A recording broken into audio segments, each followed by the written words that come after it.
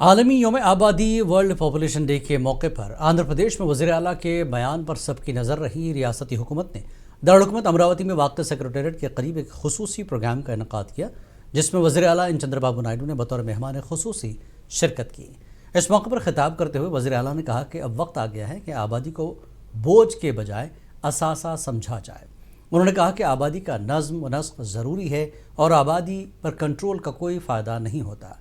सबसे अहम बात यह रही कि उन्होंने अपने खिताब में 3 या इससे ज़्यादा बच्चों वाले वालिदैन को सच्चे देशभक्त करार दिया। उनका कहना था कि ऐसे ख़ानदान जो मुल्क की अफरादी क़ुव्वत में इजाफ़ा कर रहे हैं, उन्हें इज़्ज़त व एहतराम देना चाहिए।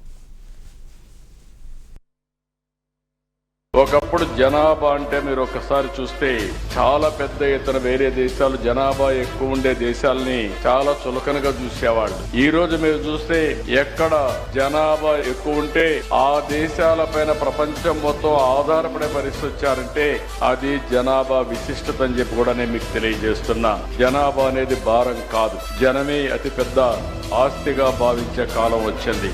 ఇప్పుడు భారతదేశం అగ్ర రాజ్యాలతో పోటీ పడుతుంటే మన దేశంలో బలమైన మానవనులే కారణం. ఒకప్పుడు మన యొక్క మనుషుల్ని మనం ఒక్కసారి ఆలోచించుకుంటే ఎక్కువ జనాభా ఉన్నారు, ఈ దేశం అభివృద్ధి అవుతుందని ఆలోచించి